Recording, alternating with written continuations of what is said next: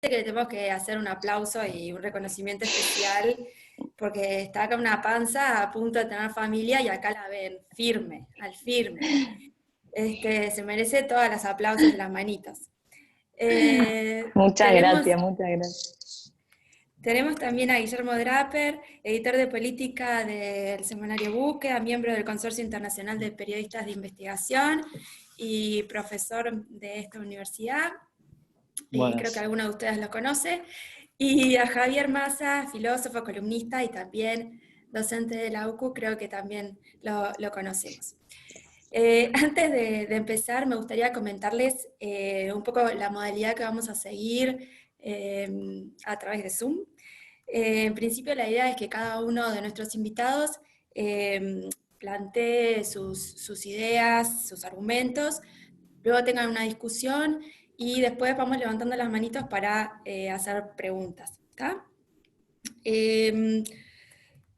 Este conversatorio va a quedar grabado, así que después lo vamos a difundir por los canales de la Católica, por la página web, ucu.edu.uy, y por las redes. ¿Está? Y bueno, ahora solo resta cruzar los dedos para que funcionen las conexiones de todos y en el caso personal, bueno, que mis 3 superhéroes de 4 y 2 años no vengan a cazar villanos por el living. Así que nada, imagino que en sus casas estarán también otros superhéroes y princesas y gatos y perros y bueno. En fin, aquí vamos. No hicimos el sorteo a ver quién arrancaba, pero me parece que Romina y Milena se merecen arrancar, ¿no? Dos por uno. Bueno, muy buenos días para todos. La verdad que un gusto estar participando de esta actividad. Muchísimas gracias a Jimena y a Graciela por la invitación. Esperemos sí que Milena se porte bien hasta las 12 y algo, por lo menos, que no caiga con ninguna sorpresa. Además, como estudiante, ex estudiante de la Católica, la verdad que para mí un placer participar. A ver, ¿por dónde arrancar conversando, ¿no? Capaz yo cuando me llegó la invitación de parte de Jimena, dije, bueno, a ver, ¿desde dónde puedo contar algo, aportar algo? Y voy a ir por el lado de la experiencia nuestra en perspectiva, un poquito contarles simplemente, bueno, a nosotros el COVID-19 nos impactó desde el primer día, desde el viernes 13. Una de las personas de los 4 infectados inicialmente, bueno, había tenido un contacto cercano con una productora que trabaja en el horario de la tarde en el programa.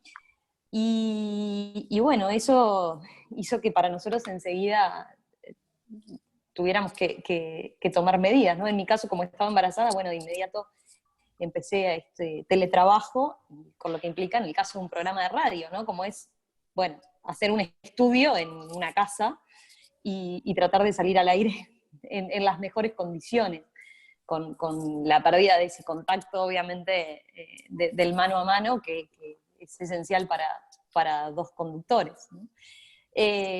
Bueno, en el caso de esta compañera, inicialmente no tuvimos esa precaución de, obviamente, se fue a aislamiento, pero claro, después repercutió en el resto del equipo. A los varios días nos enteramos de que ella tenía un caso positivo, era un caso positivo, así que de inmediato no solo yo pasé a régimen de teletrabajo, sino que tuvimos que montar, digamos, una radio en régimen de teletrabajo.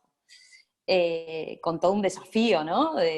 Nosotros somos un equipo relativamente grande, pero más allá de hacer el programa y de lo que implica el trabajo mío y de Emiliano, claro, tenemos un montón de contertulios, tenemos las entrevistas y tenemos también varios canales de video, entonces eso hace que también teníamos que cuidar mucho no solo la parte de audio, sino también de videos. Y bueno, tuvimos que en un fin de semana readaptarnos y aprender un montón de cosas. Desde el punto de vista de la tecnología y las herramientas, sin duda fue una experiencia excepcional, digamos, que hemos aprovechado ahora. Vamos a estar usando seguramente muchas de las herramientas que que nos empujó esta situación a utilizar para después, ¿no? Para más adelante. Pero bueno, esto es a modo de anécdota, digo, porque obviamente detrás del trabajo de los periodistas hay también este tipo de cosas, ¿no? Que tuvimos que, en nuestro caso, tener en cuenta y ajustar. Por suerte, solo fue un caso en el equipo, y con todas las precauciones del caso, no hubo mayor inconveniente, pero sí fue todo un desafío desde el punto de vista profesional de cómo lograr hacer después la mejor cobertura con ese panorama que teníamos, mientras que aprendíamos, no descuidar lo periodístico, mientras que aprendíamos de un montón de cuestiones técnicas y de herramientas a tener en cuenta, ¿no?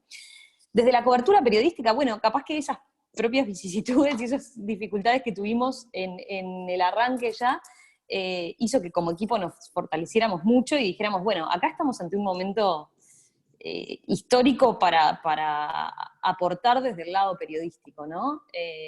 Desde esto más en general, más allá de lo que a nosotros en el programa nos pasó, desde la perspectiva periodística estoy convencida de que esta es una oportunidad para reivindicar el periodismo y su importancia, y para resaltar lo que significa, ¿no?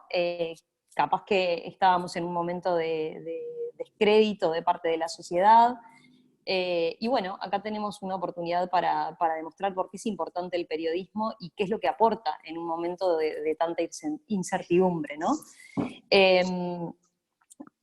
Todo esto, lo que estoy diciendo, lo hemos visto, creo, ¿no? Bueno, los programas de radio tenemos mucha más participación de la audiencia y mucho más escuchas. Los diarios, ni que hablar, que han aumentado su tiraje o por lo menos la cantidad de lectores que ingresan a sus sitios web.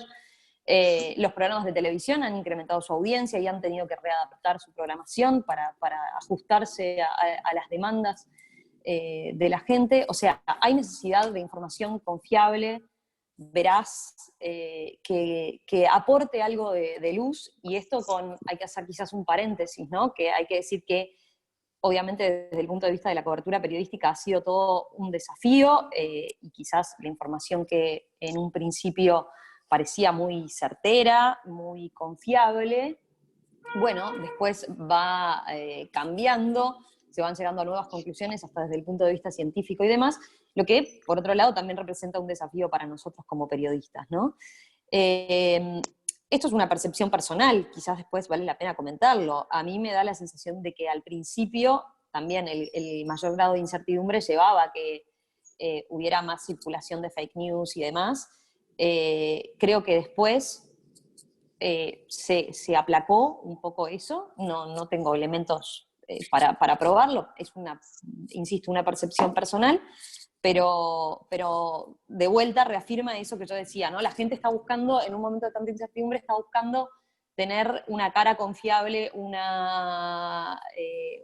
leer un artículo de alguien que haya pasado por el tamiz profesional, tanta abundante información que hay en un momento así, ¿no? La gente quiere sacarse dudas, quiere compartir lo que le pasa, quiere sentirse identificado. Por eso digo, estoy convencida de lo que tenemos para aportar desde el lado periodístico, ¿no? Y por otro lado también, como desafío periodístico, a ver, yo por un tema generacional y de edad no tuve la oportunidad de cubrir la crisis del 2002, pero tengo presente lo que significó para algunos veteranos en las redacciones ese momento, ¿no? Son esos momentos en donde, como pocas veces, nos sentimos desafiados desde todo punto de vista. Y si bien obviamente como ciudadano a nadie le gusta estar viviendo esta situación, bueno, desde el punto de vista profesional es un lindo desafío poder decir, bueno, tengo como pocas oportunidades de aportar, y además hay una variedad tan amplia de enfoques a abordar que es como que uno siente que no se agota nunca el tema, ¿no? A los periodistas a veces nos pasa eso de la hoja en blanco. Bueno, acá no hay forma de caer en una hoja en blanco pensando en todas las aristas que tiene este tema, ¿no? Está el aspecto de la salud, de la ciencia, de la economía, de la sociedad, de lo psicosocial, de cuestiones geopolíticas, la experiencia internacional que ha sido riquísima, las buenas iniciativas que han surgido de alguna forma, o las cuestiones que quizás no pensábamos que poder desarrollar en una cosa así, bueno, cuando el ser humano es como que se pone al extremo y se ve en una situación de tanto estrés, bueno, han surgido un montón de cosas súper interesantes, ¿no? Así que, bueno, nosotros en el equipo en particular, en Perspectiva, nos hemos como cuestionado mucho también, bueno, estamos aburriendo con el tema, nos estamos pasando no hay otros temas. Y al principio esa pregunta cabía menos, hoy en día quizás cabe un poco más, pero también uno piensa, bueno, ¿y qué otro tema si no puedo cubrir? ¿O de qué otra forma? ¿Qué tema va a mantener su validez, digamos, cuando pasemos o cuando salgamos de esta situación, ¿no? Uno le da la sensación de que nunca va, de que todas las aristas van a estar tocadas de alguna manera por esto que está pasando, ¿no? En el equipo había quien decía, bueno, hablemos un poco de cultura, de temas culturales que salgan y vaya, si la industria cultural como tal se ha visto también impactada. Entonces nos pasaba que hasta cuando queríamos sacar la cabeza de lo más duro, terminábamos cayendo en este tipo de cosas, ¿no? Terminábamos hablando de lo que va a afectar a los artistas, lo que los está afectando a los artistas, cómo se están reconvirtiendo, o qué va a pasar con los espectáculos públicos. O sea, siempre se volvía, digamos, tendemos a volver a lo mismo. A ver, cuestiones a tener en cuenta quizás desde el punto de vista de la cobertura como tal y de la calidad de la información. Yo me anoté un aspecto que me parece que es bueno tener presente, que tiene que ver con, bueno, en un momento donde hay tanta saturación de información, estamos acostumbrados ahora a la dinámica, por lo menos acá, en nuestro país, que el gobierno a última hora da una conferencia de prensa, hace una conferencia de prensa, ¿no? Donde anuncia, en general da su perspectiva, anuncia medidas, recibe preguntas, y bueno, eso, la dinámica periodística hace que muchas veces, claro, se centre todo mucho en lo que anuncia el gobierno, porque son, de hecho, medidas importantes, relevantes para un montón de ciudadanos, y la gente obviamente quiere saber qué es lo que está transmitiendo el gobierno. Ahora, un desafío es también decir, bueno, ¿cómo hago para que eso se equilibre con otras fuentes? ¿Cómo contrasto, cómo sigo averiguando, cómo voy más allá de la versión oficial, ¿no? O por ejemplo, el desafío de decir, bueno, a ver, el gobierno anunció determinado plan, ahora lo que voy a hacer es chequear que a 15 días de aquel anuncio, efectivamente, bueno, eso se haya implementado, ¿no? La gente efectivamente está recibiendo ese plan, por ejemplo, que se anunció, o si el gobierno está consultando determinados científicos, bueno, toda la comunidad científica uruguaya está diciendo lo mismo, hay quien esté hablando de otra cosa y quien esté dando otra perspectiva. ¿Qué están diciendo los médicos que están en el primer frente de batalla? ¿Tiene relación con lo que están comunicando las autoridades del gobierno? ¿Tienen la misma perspectiva o hay diferencias? En fin, hay un montón de cosas a tener en cuenta que eso hace que uno diga, bueno, tengo que tener presente eso, ¿no? Más que nunca, tengo que abrir el abanico y el espectro. Capaz que un día no me da para cotejar todo y tener un abanico amplio, pero bueno, hay que darle seguimiento a las noticias, hay que ir ampliando y abriendo más ventanas que permitan de alguna manera tener mejor información. Hay un aspecto riquísimo, me parece, que también ha tenido esta situación, que es la experiencia internacional. Se aporta mucho también dándole a la gente información de lo que ha sido la situación en otros países, de lo que se está discutiendo en otros países, de los modelos que aplicaron o dejaron de aplicar en otros países. Y hay que hacerse preguntas, como todo en el periodismo, yo creo, hay que hacerse preguntas permanentes y trabajar mucho en equipo, ¿no?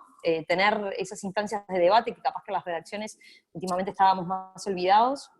Creo que suma muchísimo el discutir, el intercambiar, el preguntarse permanentemente, el estar atento también a qué está queriendo saber la gente, cuáles son las dudas que tiene, cuáles son las mayores inquietudes. Y, a ver, quizás da para después retomarlo, pero desde lo ético y profesional, uno dice, bueno, a ver, esto nos sacude en todo sentido, ¿no? Como sociedad, sin duda no vamos a ser la misma, como mundo no vamos a ser el mismo. Pero hay que insistir en el concepto de esto tiene mucho de nuevo, pero también en muchos casos es volver a las bases del periodismo, ¿no? O tener claras las bases del periodismo ante un fenómeno nuevo. Con esto voy a que uno tiene la sensación de que la sociedad en general ha cambiado, por ejemplo, el concepto de intimidad de las personas, ¿no? De eso que teníamos de la no estigmatización. Bueno, ¿cuánto se ha señalado en redes sociales, en grupo de vecinos, fulanito como infectado de COVID? Y eso es importante tenerlo claro y tener esa distinción. Como medios, vale la pena preguntarse, ¿qué es lo que tenemos que informar? ¿Hasta qué punto vamos para dar información relevante de una persona que no es pública, que es una persona anónima que está atravesando por esta enfermedad, por ejemplo? Yo creo que en eso los medios han sido cautos en general en no individualizar. Está bien, a ver, el hecho de que una persona enferma de COVID haya compartido determinados espacios puede ser información relevante, haya compartido con otros determinados espacios y por tanto haya podido ser un vector de contagio, es información relevante para la gente, para mucha gente. Y ahí está la necesidad de nosotros de decir, bueno, como medio vamos a informar al respecto. Pero también siempre teniendo claro eso, ¿no? De la individualización seguramente no nos aporte desde el punto de vista periodístico. Seguramente no, en general no aporta desde el punto de vista periodístico, ¿no? Entonces, eso es un aspecto que también se abre en este tipo de discusiones más éticas, si quieren, en el plano de lo periodístico. Y bueno, por ahí me quedo, espero no haberlos aburrido mucho, pero después seguimos con las inquietudes que tengan o por donde quieran reenfocar la charla. Discusiones éticas, preguntarse permanentemente, volver a las bases del periodismo. Guillermo. Buenos días. Siempre me pasa es la segunda vez que me pasa con Romina, que voy a una charla con ella, y como es mujer y habla primero, por este patriarcado que nos domina, me deja sin nada interesante para decir a mí después. Esta es una cuestión alfabética, así que no te quejes. Bueno, pero la otra vez hablaste vos primero, Guillén. No sé, no me acuerdo. A mí me dejaste sin letra la otra vez. La tiranía del alfabeto es Esto terrible. fue ser una venganza. Mirá, no sé. Acá las A hablan primero, ¿qué va a ser? Bueno, en realidad comparto muchísimo lo que dijo Romina. Yo cuando empezó todo, por decirlo de algún modo acá en Uruguay, me acuerdo que hablé con Graciela un poco de cómo estaba la situación y le planteé que una de mis mayores preocupaciones en ese momento era cómo contar algo que no inédito, algo no solo inédito, sino que además estaba pasando y sigue pasando. Y de hecho en realidad no tengo una respuesta, obviamente, pero es algo que sí me gusta tener presente que eso que estamos viviéndolo ahora y que lo que hagamos tiene que, o al menos la cobertura periodística como la pienso yo desde Búsqueda, tiene que tratar de ir un poquito más allá del día a día, de lo que está pasando en el minuto a minuto,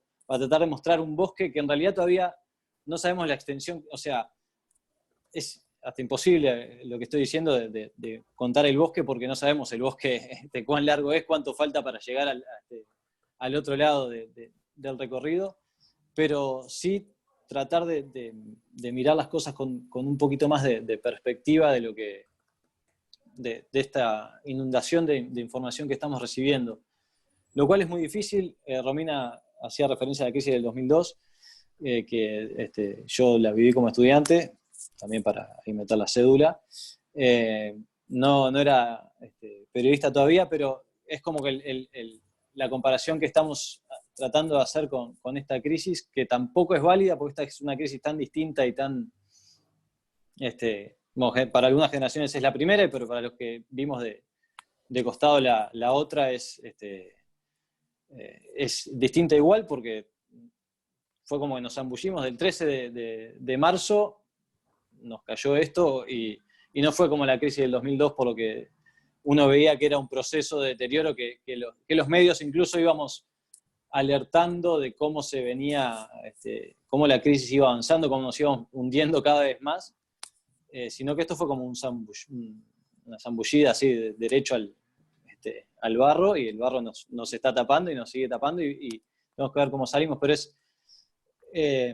a lo que veo es una cobertura inédita en algún sentido también porque las herramientas o los patrones de medida que teníamos o a los que recurríamos para guiarnos en la cobertura tampoco funcionan del todo en esta coyuntura. Y eso hace que el desafío periodístico y el contar, ser el primer borrador de la historia, justo anoche leía un artículo muy interesante sobre este tema, esa definición del periodismo que es la que más me gusta y me parece súper desafiante, que es que el periodismo es el primer borrador de la historia. Bueno, eso tiene una coartada en sí misma, que somos un borrador, entonces podemos equivocarnos, pero también tiene para mí lo más importante es un desafío que nos pone sobre los hombros muy, muy pesado, que es, estás contando un poco la historia, estás contando lo que más adelante alguien va después leer o ver o escuchar para entender qué pasó en ese momento, y vaya si están pasando cosas en este momento que son necesarias de registrar y de dejar plasmadas para que en un futuro cercano o lejano alguien vea lo que vivimos en un tiempo que parece ser un cambio, o sea, que va a dejar una huella generacional en nosotros. Y nada, la verdad es un desafío plantearse eso semana a semana y tratar de estar a la altura de eso. No sé si lo estamos logrando, es algo que calculo que con el tiempo uno mirará para atrás también y verá si fue mostrando a través, en el caso de búsqueda semanalmente, el proceso, pero un poquito más robusto y como que ver que los puntos efectivamente se unen en una historia más completa, que es la que queremos contar. O sea, siempre pensar en la historia, es en la semana, pero pensar en la historia más completa. Y ese es el desafío que me parece interesante y bastante difícil de sobrellevar en esta coyuntura. Otra vez, Romina decía bien que los periodistas pareciera que ahora volvimos a ser relevantes en algún sentido, o al menos esto nos da una oportunidad de mostrar la importancia del periodismo.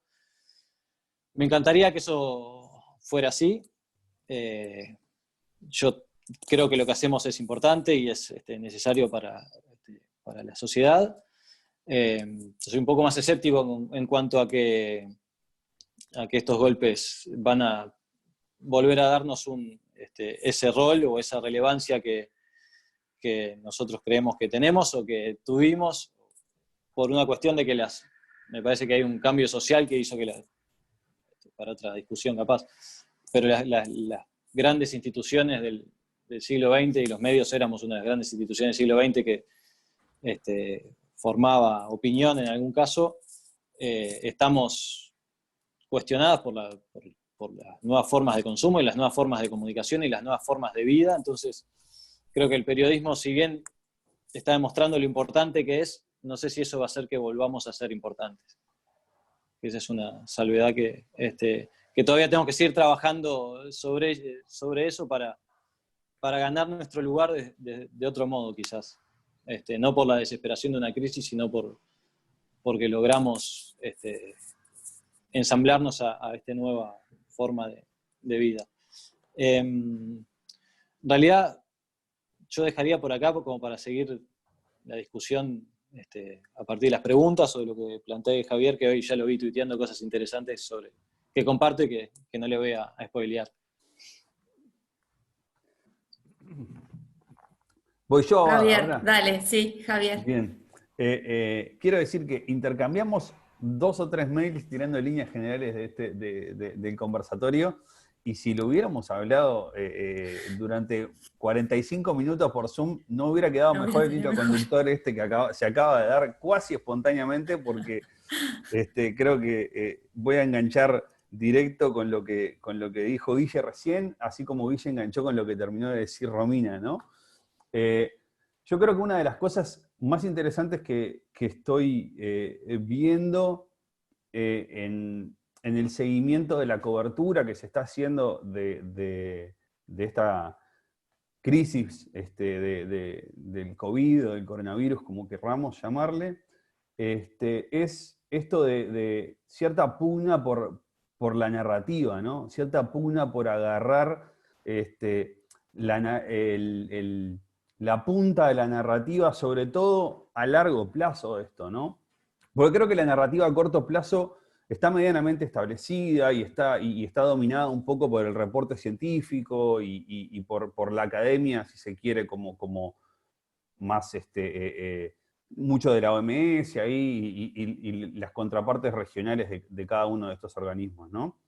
Pero la narrativa a largo plazo, esa narrativa todavía está como muy, muy en pugna, y uno ve las luchas, todos esos, de los distintos relatos que están como queriendo asentarse y darle forma a esta masa de hechos, números, etcétera, etcétera, ¿no?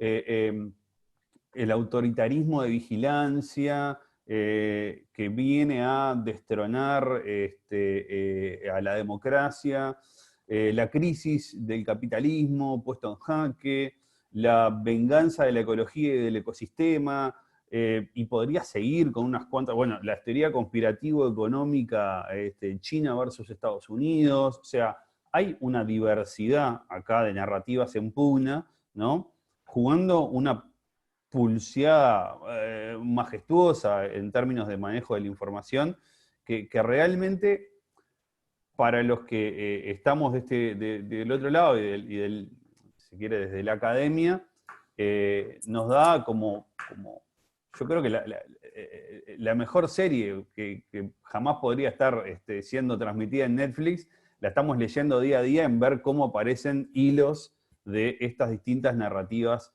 en cada uno de estos lados, ¿no?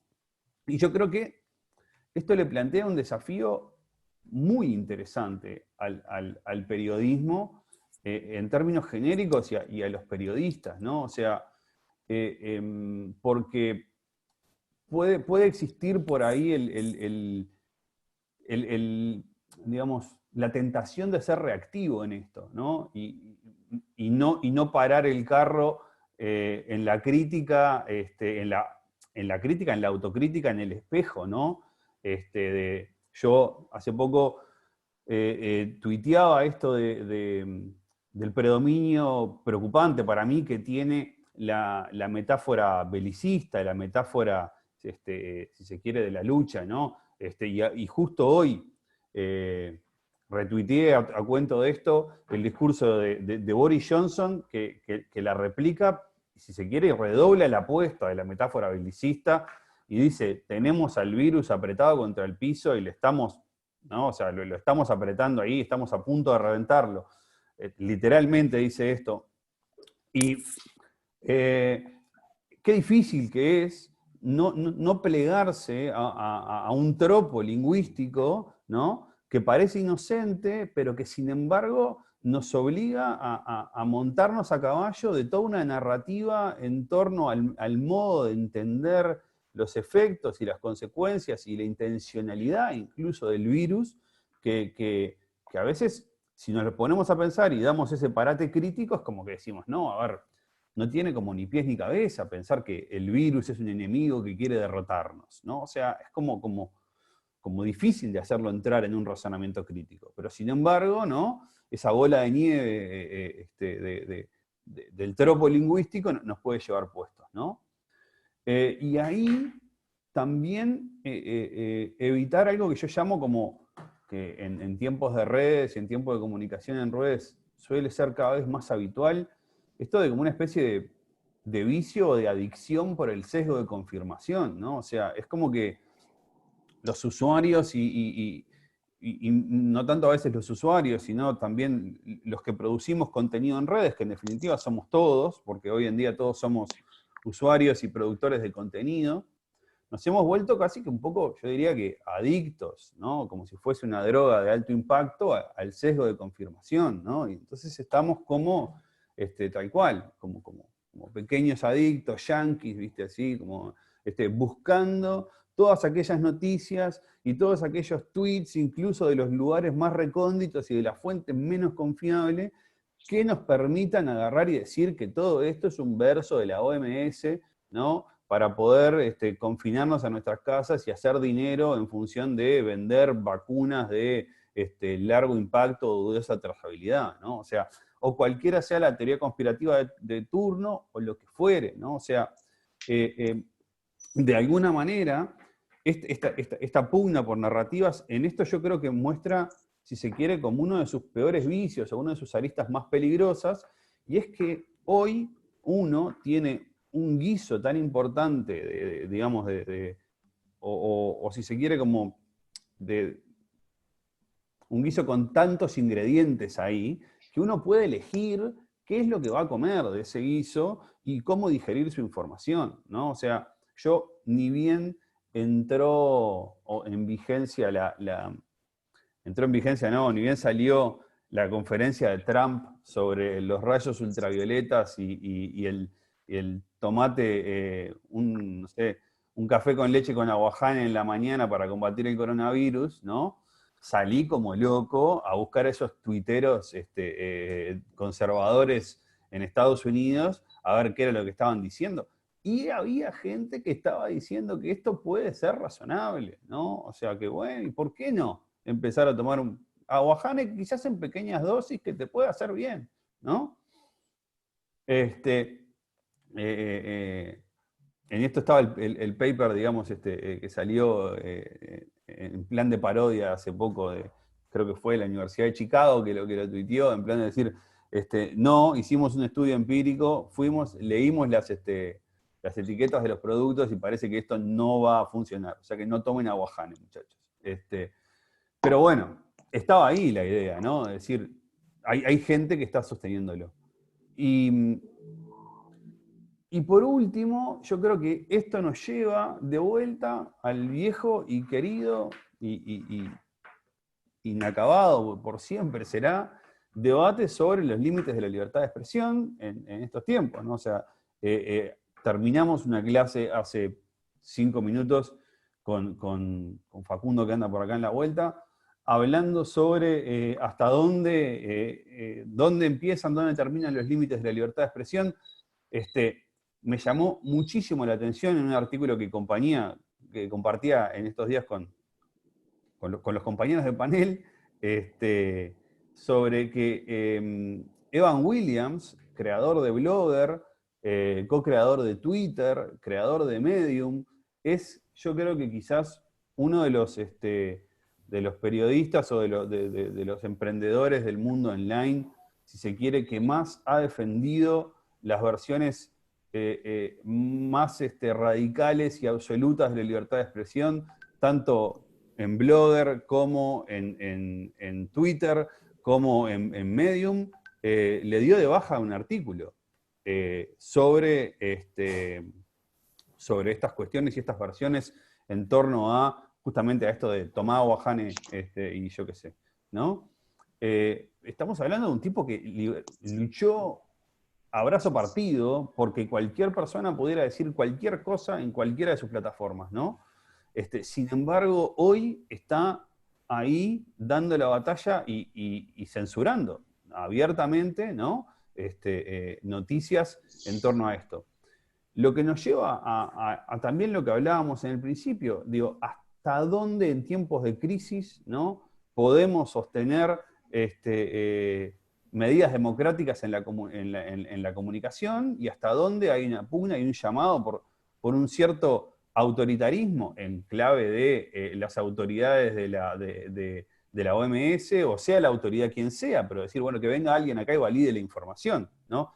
Y quizás hasta dónde, yo hoy pensaba cuando leía la noticia, ¿no?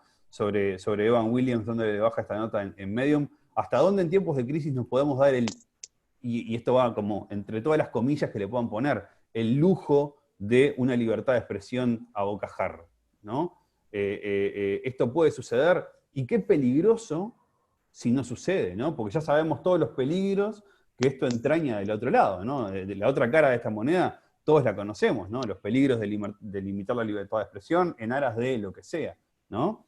Pero cómo la crisis nos puede empujar hacia esos lugares donde nos podemos encontrar el día de mañana y decir, mirá dónde nos trajo la crisis, y ahora qué problema, cómo salimos de acá, ¿no? Entonces, creo que esos desafíos son dificilísimos y más que nunca generar información y hablar en este momento, creo que tenemos que tener una conciencia muy importante de la responsabilidad que implica decir algo en este contexto, en todos los ámbitos en donde lo podemos decir, pero sobre todo yo creo que desde los gobiernos, o sea, los gobiernos en sus comunicados oficiales y los medios de prensa somos los que tenemos como una responsabilidad importante en esto de decir, bueno, a ver, ¿qué se dice? ¿No? Y más que nunca empezar a hacer una sintonía fina ahí y una selección importante en la calidad y en el modo de informar. Wow, tiró la bomba ahora. Un poco, y enganchando lo que decís, Javier, justamente hoy vos te hacías referencia al caso de Gran Bretaña, y hoy un periodista conocido del Financial Times, bueno, ex editor en realidad del Financial Times, tuiteaba: dejen a los periodistas hacer su trabajo, dejen que el público juzgue. Un poco en relación a lo que aconteció hoy. Ustedes a nivel local, de alguna manera, ¿cómo lo ven? ¿De alguna manera han visto ciertas presiones? No sé si, no necesariamente a cada uno de ustedes, sino en general. Y creo que hay otro tema que es, ¿han visto cierta autocensura de qué es lo que vamos a preguntar, de qué es lo que vamos a publicar? Yo puedo empezar por decir que yo me autocensuro. Cuando voy a tuitear algo, todo el tiempo. O sea, y quizás en este sentido lo hago Perdón, voy a aclarar que antes que arranqué yo, para respetar el orden de arrancamos la ronda de preguntas a la inversa que el orden de la exposición. O sea, lo asumí. Bueno. Entonces, yo quiero decir que yo me autocensuro y creo que en ese sentido la autocensura, en este tipo de casos, quizás no sea algo necesariamente dañino, malo o nocivo, ¿no? O sea, creo que forma parte a veces como de esa responsabilidad de agarrar y decir, ¿voy a decir esto? ¿No? O sea, es como, a ver, tengo en la mano la posibilidad de que me escuchen 100, 200, 300, 5000, las personas que sean. ¿Voy a decir esto? ¿Cómo? ¿Cuándo? ¿Por qué? Y por más de que esté 100% cierto, haya chequeado todas las fuentes, etcétera, etcétera, ¿es el momento para decir esto? O sea, ¿vale ahora decirlo? ¿Aporta? ¿Genera algo? ¿Suma o no? Esto, que en otro momento quizás uno dice, no, lo tiro porque tengo derecho a que se dé el debate y si lo quiero decir lo digo, en momentos de crisis creo que, de vuelta, adquiere otro tinte, ¿no? O sea, uno necesariamente, yo creo que debe de hacerse ese parate y esa autocensura en este momento, ¿no? En la previa. Guillermo.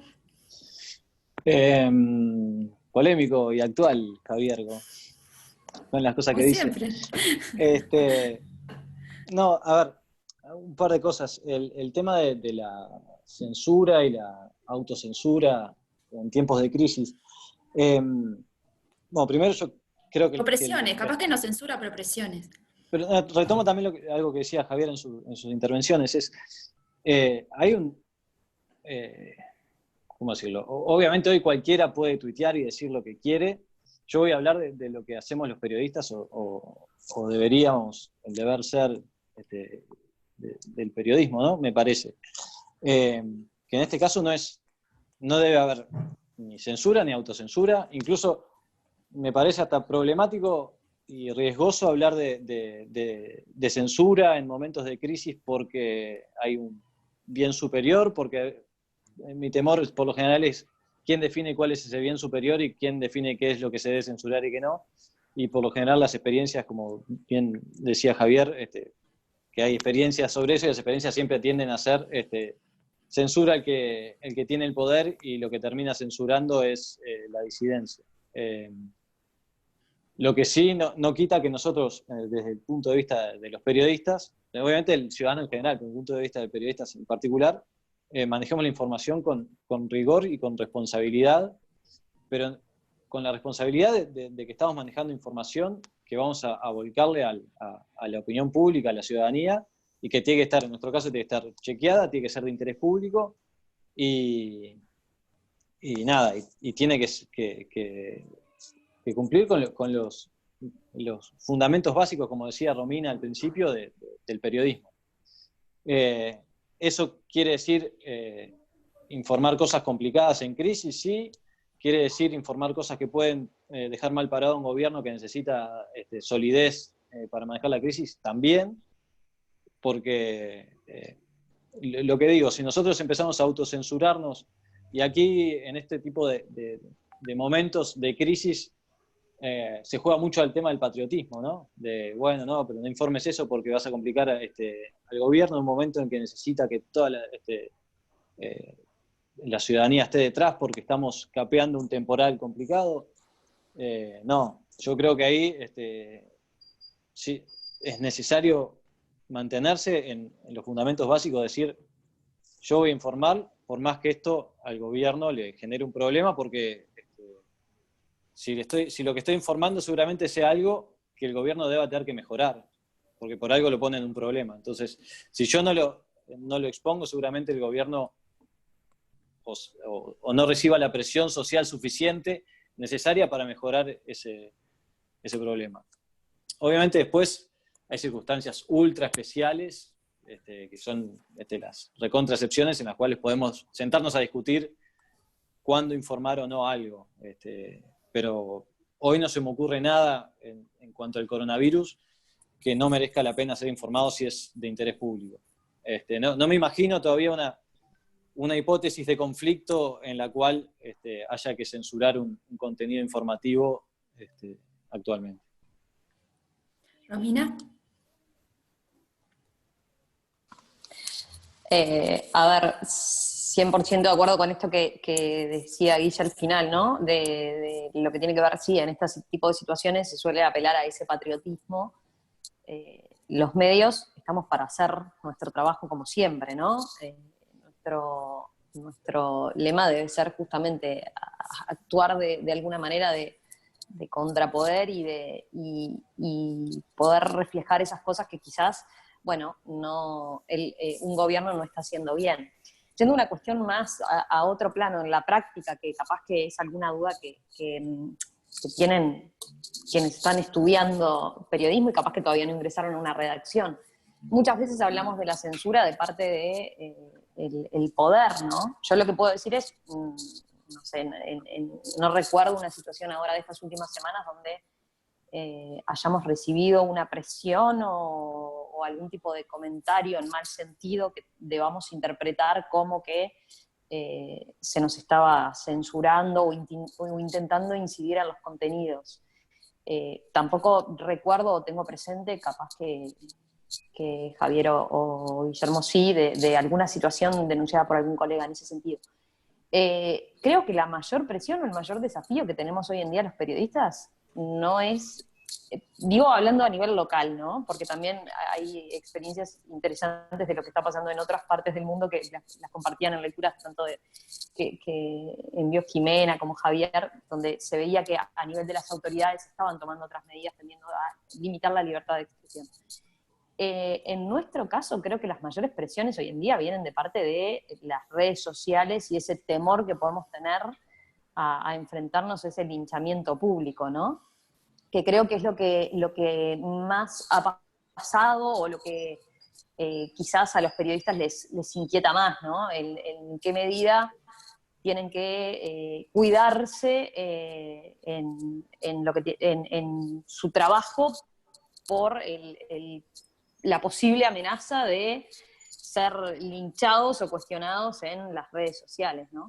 Por eso digo, simplemente lo acoto a modo de ir para otro lado un poquito de lo que estaban aportando en lo que tiene que ver con debate filosófico en torno a la libertad de expresión. Yo no percibo desde lo personal ningún tipo de presión por el lado de autoridades y demás, nada que esté tendiendo a limitar nuestro trabajo, pero sí es cierto que es una realidad que hasta hace un tiempo no teníamos, ¿no? Ese temor a ser linchado públicamente en las redes por una pregunta que hagamos, un una nota que publiquemos, un titular con el que vaya la nota principal del diario, o un comentario simplemente que hagamos en un programa, ¿no? Creo que en estos últimos días, creo que surgió ejemplos como lo que menciona Romina, por ejemplo, con los tapabocas con Víctor Rodríguez, por ejemplo, si mal no recuerdo, me corrigen si estoy equivocada. Después estuvo el caso de la nota de Paula Barquet en El País, de dónde estaba el ministro Salinas, como que han habido en estos últimos días este tipo de comentarios que menciona Romina. Si les parece, como ya son casi menos 10, podemos empezar con una ronda de preguntas, que vayan levantando la mano y les vamos dando la palabra, si están de acuerdo. Ignacio Mora. Sí, bueno, nada, hay un montón de temáticas que tocaron que me parecen súper interesantes e importantes de discutir. Yo igual vengo con un interés bastante particular desde hace un par de semanas que me mensajé con Javier. Y nada, creo que la metáfora de la lucha o de la guerra está completamente instalada. No sé, se me ocurre desde, bueno, Bolsonaro, Trump, Boris Johnson, pero hasta Alberto Fernández, o bueno, acá, Larrañaga, yo qué sé, pero... entonces, nada, por un lado, como a Javier sobre todo esto de qué alternativas o ejemplos de otras metáforas, pero también con respecto a la viabilidad de modificar un poco la narrativa, ¿no?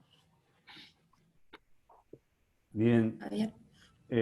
A ver, sí, estoy de acuerdo con que la metáfora está completamente instalada.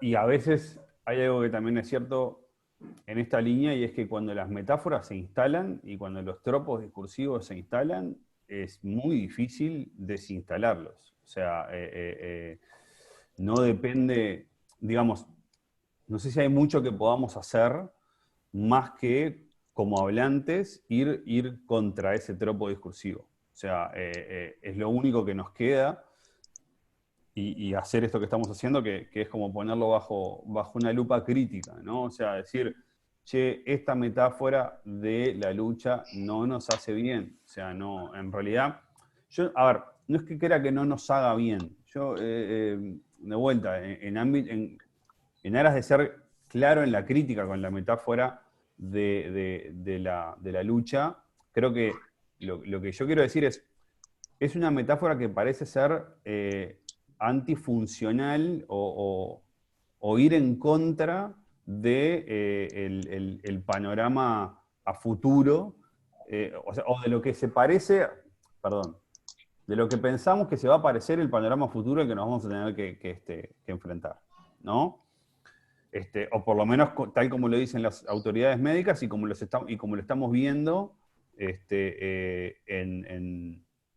diversos países del mundo, ¿no? O sea, en este sentido, sí creo que, por ejemplo, me tocó hacer una columna sobre el cambio en esto de la conferencia de la semana pasada, creo que fue el gobierno, cuando el presidente dijo algo de cambiemos el día después por la nueva normalidad, ¿no? Esto de empezar a hablar de la nueva normalidad y sobre todo dejar de hablar del después, ¿no? Creo que habilita un poco empezar a pensar un poco en el mundo que se viene, en términos de que no le vamos a ganar la puseada a esto, no, por lo menos en lo inmediato, y entonces quizás nos tengamos que aprontar para una convivencia pacífica, más en plan de guerra fría, si querés, que en plan de una batalla abierta donde podamos liquidar al COVID de una vez por todas y para siempre, ¿no? Entonces, creo que hay dos como estrategias ahí, ¿no? Una es ir contra la metáfora, ir contra el tropo del discurso, y la otra, ¿no? Es empezar a matizarlo. O sea, entrar en el léxico de la metáfora, pero empezar a ofrecer matices, ¿no? O sea, esto de la convivencia pacífica y de la Guerra Fría me parece como una linda idea también. Es decir, no es que le vamos a ganar, ¿no? O sea, yo digo, y ir contra esa cosa, bueno, con Boris Johnson hoy diciendo, lo tenemos contra el piso y le estamos dando. No parece ser el caso. Sí. Bien. Gonzalo, Lerena y después Guillermo. Sí, tenía una consulta para Javier Massa, vinculado un poco a lo que preguntó Ignacio Mora, que es el tema de la adicción al sesgo de información, o sea, ¿cómo se podría romper este ciclo? Si supiera, Gonzalo. Pero no sé, es muy difícil. A ver, creo que esto, vinculándolo con algo que mencionaba Romina, ¿no? Y que me quedaba resonando ahí de qué terrible que hoy cuando nosotros decimos algo, qué terrible, o sacar el terrible, porque el calificativo está de más, pero qué curioso, ¿no? Que cuando nosotros digamos algo en la esfera pública, le tengamos más miedo al escrache público o al linchamiento en redes que a la censura que pueda venir de otro lado, ¿no? Y cómo eso habla mucho de la dinámica de las redes, ¿no? Y esto otro, digamos, de la adicción al sesgo de confirmación, es otra gran parte de la dinámica de las redes. O sea, yo creo que hay que hacer un esfuerzo grande, muy grande, y entiendo que a mí me cueste mucho menos que a otras personas, por no bloquear gente en Twitter. Y hay que hacer el esfuerzo por no bloquear a esa gente en Twitter. Porque en el momento en que yo bloqueo a la gente en Twitter, lo que hago es reforzar las paredes de mi burbuja, de mi propio sesgo de confirmación, donde no entran a mi discusión, a hablar en mis términos, gente que tiene la osadía de contradecirme y de hablar en contra mío y de insultarme y de ofenderme. Entonces, yo creo que hay un punto en donde o sea, tenemos que entender que, de vuelta, en las redes que también ponen en juego estas reglas nuevas, que son el anonimato, la masividad, los bots, los trolls, etcétera, etcétera, que pueden estar ahí del otro lado, bueno, hay que asumir que eso ahora forma parte de la discusión pública. Y es difícil agarrar y decir, no, yo no voy a entrar en esa. No, bueno, pues la discusión pública hoy está ahí. También es cierto, no está solo ahí, ¿no?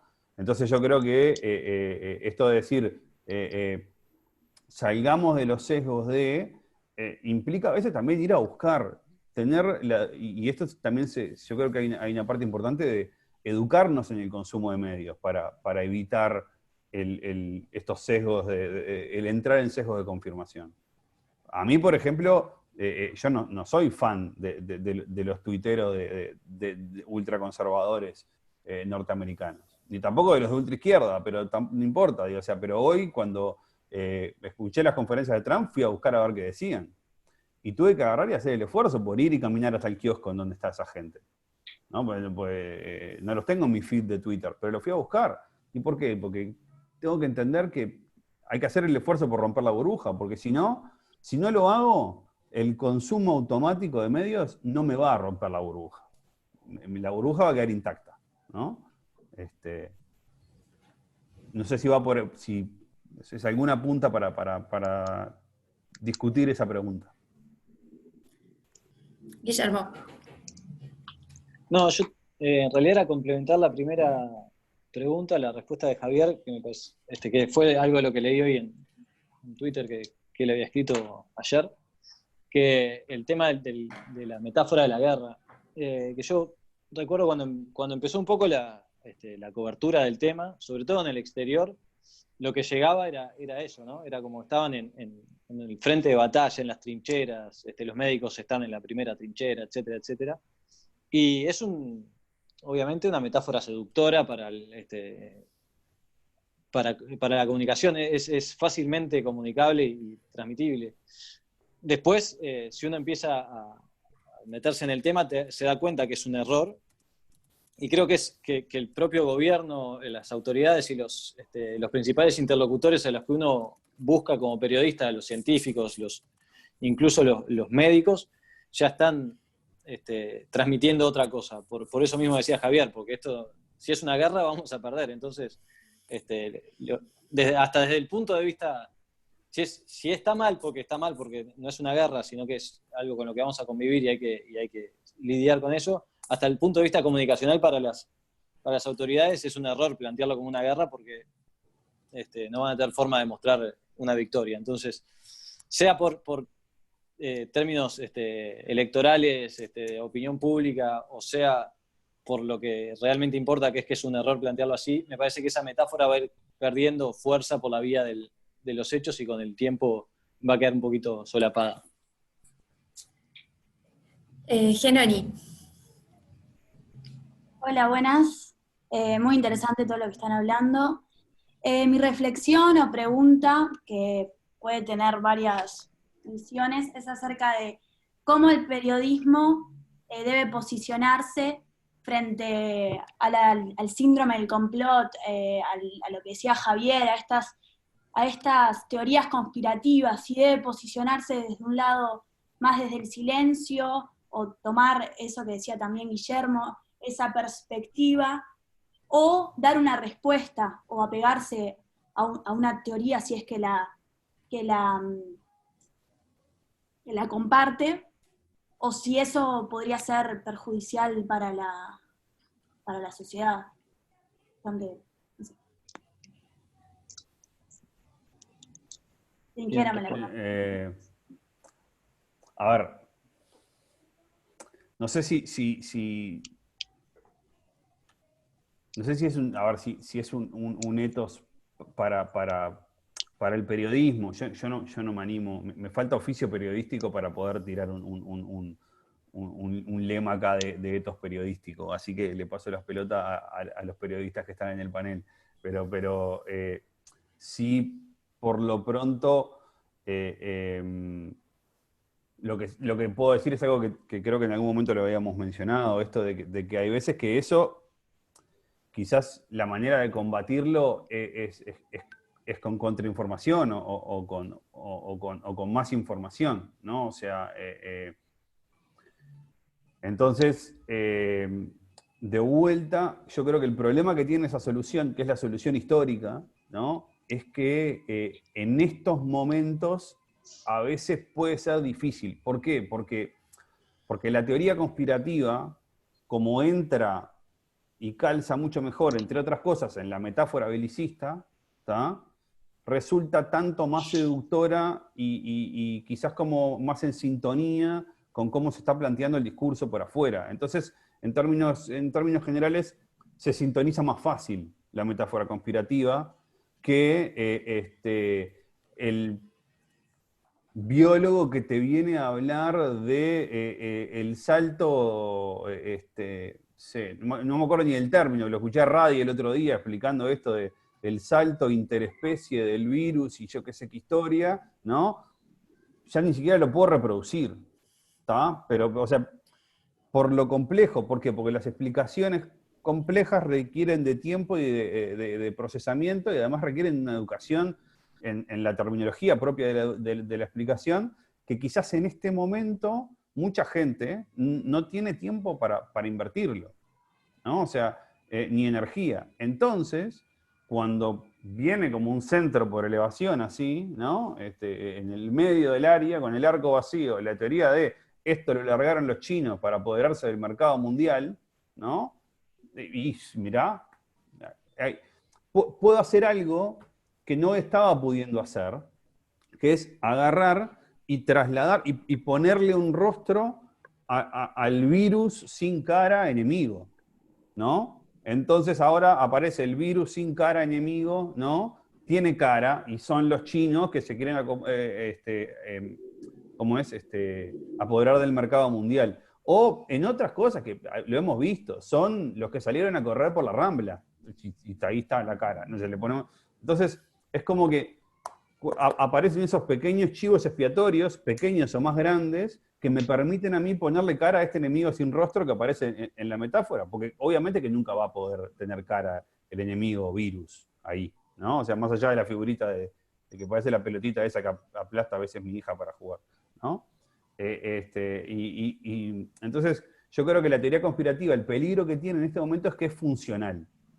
Y si le podemos, y cómo poder combatirle con información que la ponga en entredicho, que también de alguna manera sea funcional para poder entrar en sintonía, ¿sí? Sin al mismo tiempo meterle fichas a la metáfora de la guerra, lo cual resulta de una complejidad enorme, Difícil. ¿no? Dificilísimo. Porque a veces hasta uno lo amplifica, ¿no? Totalmente. Bien, bueno, no sé, estamos en hora, no sé si alguien más tiene alguna pregunta. ¿Alguien más se anima? No veo a Yo, nadie. perdón, Sí. mientras alguien se anima, complementando brevemente lo que decía Javier, desde el punto de vista periodístico de cómo encarar, o sea, lo que un poco lo hablábamos al principio, el tema son los fundamentos desde los periodistas, ¿no? Del rigor de decir, bueno, esta versión, ¿de dónde viene? ¿Cómo yo puedo chequear que esa versión sea veraz, tenga solidez? Y yo exponerle a la gente si voy a informar acerca de esa versión, de esa teoría, para desacreditarla o no, voy a decir, bueno, esta versión circuló, estos son los datos, estas son las fuentes. Obviamente, después, como decía Javier, hoy con el funcionamiento de las redes, el sesgo cognitivo, las burbujas que se arman en torno a lo que uno consume, porque empieza a consumir cosas parecidas, porque son las que confirman su sesgo, hace difícil que el rol de los medios, porque hemos perdido esa centralidad, les permita desarticular o tirar abajo una teoría conspirativa que esté circulando. Por más que nosotros hagamos la mejor nota contando, es un disparate eso de que salió de un laboratorio chino, etcétera, etcétera, por todos estos hallazgos científicos y todas estas hipótesis de trabajo ya confirmadas. Existen terraplanistas en el siglo XXI y parece que hay cada vez más. Entonces, ¿cómo vamos a poder terminar con todas las teorías conspirativas? Imposible. Existen más terraplanistas en el siglo XXI que jamás existieron en la historia. O sea, y se animan a decirlo, además. Sí, o sea, y tienen remeras, entonces, Draper. O sea, esa guerra también está perdida. Totalmente. Yo quiero simplemente sumar estoy totalmente de acuerdo con lo que planteaban tanto Javier como Guillermo en cuanto a, bueno, y esto último, ¿no? Desde el punto de vista periodístico, ¿qué podemos hacer? Bueno, frente a las teorías conspirativas, ponerle más periodismo, ponerle más investigación. Hay un tema, las teorías conspirativas como tal, pero también me gustaba volver a un tema que mencionó Javier, creo que fue en su primera intervención, en torno también al momento en que estamos viviendo y esa preocupación de caer también en un relativismo permanente, ¿no? A ver, sin ir a las teorías conspirativas que pasan voy a contarles la personal en torno a las que ver con o cómo había trabajado el tema de la OMS. A nosotros nos pasó al principio, creo que incluso cuando hicimos las primeras notas en torno al COVID-19, cuando no era un tema acá ni siquiera para discutir, que entrevistábamos en general al representante de la OMS, o lo entrevistamos como la voz que venía a echar luz sobre un tema, ¿no? Y cómo, vuelvo sobre eso de la importancia también de contrastar, de verificar, de seguir consultando fuentes. Hoy en día sabemos cómo terminó la película, ¿no? O cómo terminó. No sabemos cómo terminó. Sabemos, tenemos un poco más de perspectiva y la OMS empezó a estar muy cuestionada, ¿no? Entonces, esa nota que hicimos quizás al principio por el lado de, bueno, la OMS dice que es esto, esto y esto, y que no es necesario, en un primer momento, no es una medida importante usar el tapaboca, o que se propaga de tal o cual manera, o que China hizo esto o lo otro, si el gobierno chino actuó bien o actuó mal. También después, al poco tiempo, a medida que íbamos profundizando en la información y relevando más información, también hicimos la otra, ¿no? La de entender primero que capaz que no teníamos todos los elementos al principio para decir, bueno, a ver, pero ¿desde qué lado estamos viendo a la OMS? La OMS, uno tiende a verlo también a veces como un organismo científico donde lo científico es todo, y la OMS tiene muchísimo de político. y capaz que no sabíamos o no transmitimos así la información al principio. Entonces, también hay que tener en cuenta ese aspecto, de que esos elementos estaban jugando. Después, con un poquito más de luz todavía, empezamos a ver que la forma en que la OMS había actuado ante esta pandemia, bueno, en algún caso lo dejaba muy mal parado, ¿no? En cuanto a información que iba relevando, que se sabía, que no sabía. Hay un informe, yo les recomiendo de la cadena SER, que hizo relevando, bueno, y fue haciendo como una cronología de los hechos en torno a qué hacía la OMS y la información que iba dando y difundiendo. Me parece interesante como para decir, bueno, en esto, cómo vamos de a poquito echando luz, y capaz que esa versión más equivocada y no tan ajustada que dimos al principio con esa nota inicial de la OMS como la verdad revelada en este tema, bueno, cómo después de a poquito nos fuimos aproximando a mostrar otras cosas. Tengan en cuenta esto otro, no es un ámbito 100% científico, sino que lo político juega. La OMS actuó de esta manera y fue compartiendo este tipo de información en este momento. Lo digo como por eso, más allá de las teorías conspirativas como tales, con un ejemplo bien práctico de cómo hay que ir buscando los equilibrios y tratando de profundizar en cada noticia y en cada información que vamos dando, ¿no? Además, No, dale. es que además la información está cambiando de manera tan rápida. Creo que ayer Guillermo además tuiteaba un artículo que justamente decía eso, que nada, todo va evolucionando y la información científica está cambiando también de manera muy rápida. Entonces a veces informamos y a los 3 días es otra cosa. Entonces informamos de manera chequeada, responsable, y a los 3 días parece que cambió. Javier. Totalmente. Perdón, comparto este doble rol que tiene la OMS, sin duda, que mencionaba Romina, y es muy importante tenerlo en mente, ¿no? Pero también en esto de decir, no le pidamos a la ciencia que nos dé determinado tipo de explicaciones que la ciencia no nos va a poder dar. O sea, y recordar el modo y a qué se dedica la ciencia, en el modo en el que trabaja. O sea, nosotros tenemos una concepción muy moderna a veces de la ciencia como un lugar plagado de certidumbres, y basta hablar con cualquier científico para que nos diga, la ciencia es cualquier cosa menos un lugar plagado de certidumbres, es un lugar plagado de incertidumbres. Y probablemente lo peor que podamos hacer sea a un científico de cualquier profesión apurarlo para que nos dé certidumbres, porque lo vamos a poner en el aprieto de que ay, bueno, te las tengo que dar, y más en una instancia de crisis. Y creo que eso ha pasado varias veces a lo largo de esta crisis. La OMS le ha pasado cuando dijo de los tapabocas, y en un momento dijo que esto no iba a pasar a contagiarse de humano a humano o algo así, y sin embargo pasó, ¿no? Entonces, no le pidamos a la ciencia que nos dé respuestas que la ciencia no nos puede dar, ¿no? Y que nos las dé de un modo que no nos puede dar. Y la respuesta es a largo plazo, de qué significa todo esto para todos nosotros, no nos la va a dar la ciencia.